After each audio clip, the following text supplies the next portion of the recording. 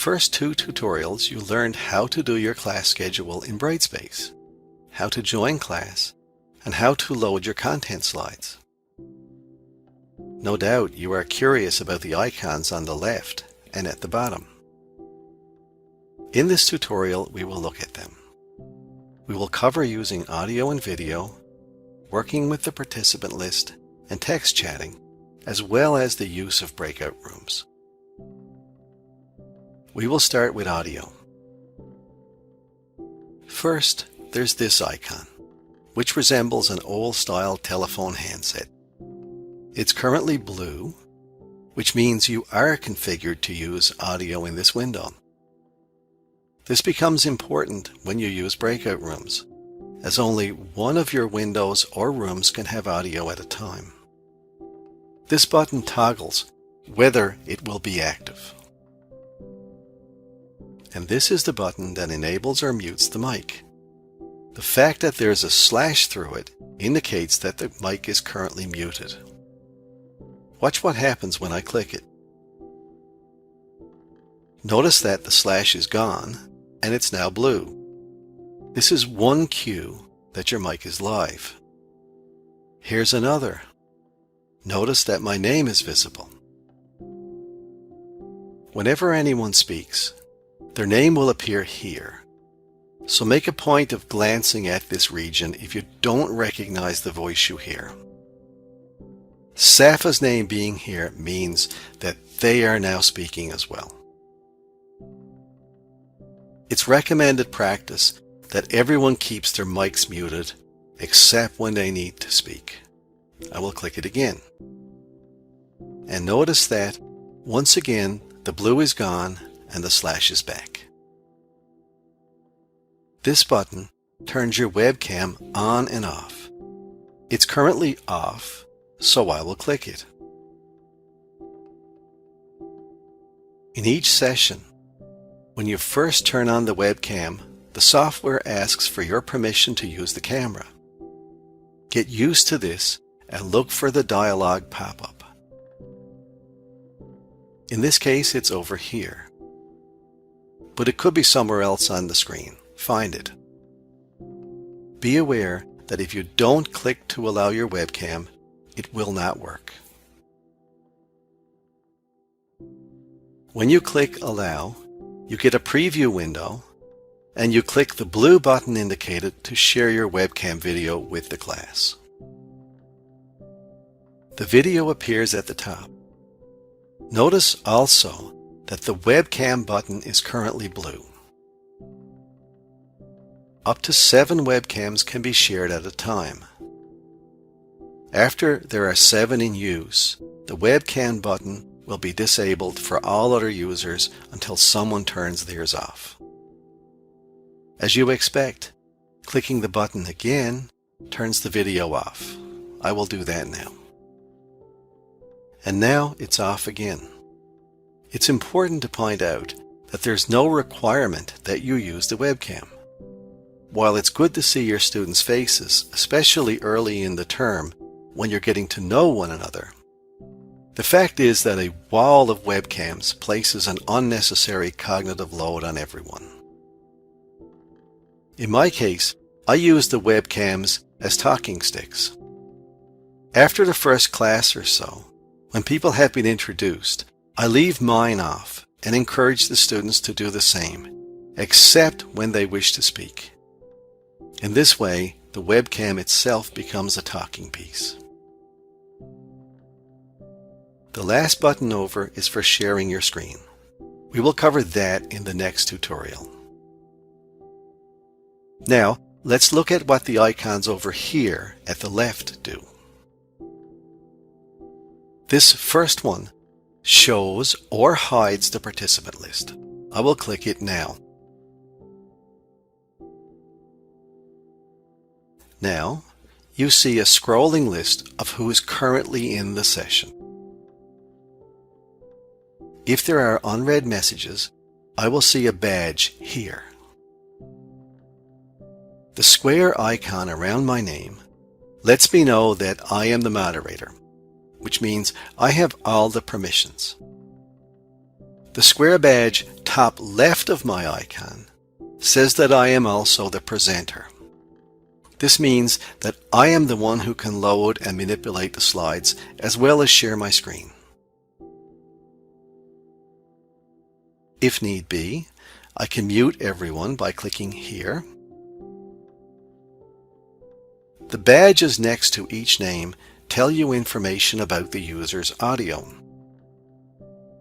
The headset badge next to Avery's name tells me that they do not have their mic enabled and can only listen. Green means it's working for them. The white badge next to Cabinet means they have no audio. They can neither speak nor listen. The most likely cause for this is that they did not click the Allow button when asked for audio permission. The easiest fix for them would be to click this button, which will reconnect their audio. The microphone badge next to Safa says they are connected with full audio. They can both speak and listen. The fact that the badge is red also tells me that the mic is muted. If I click on any user, I get more options. Watch what happens when I click on Avery. I now have 4 things. I can send a private text that only Avery can see. I can make them presenter if it's their turn. I can promote them to moderator.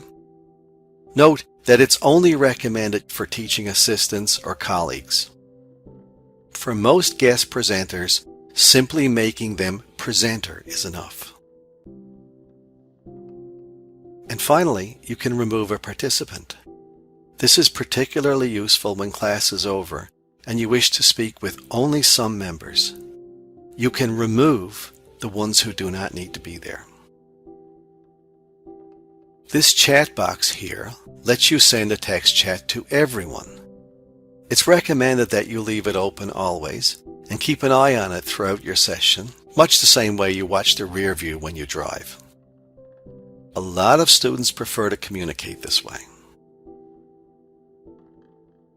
You can do a class poll with this tool. When you click it, you get options.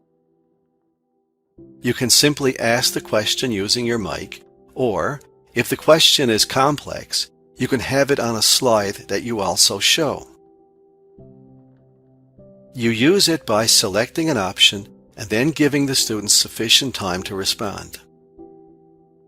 When you close the poll, the results will be shown graphically, with each individual selection remaining anonymous.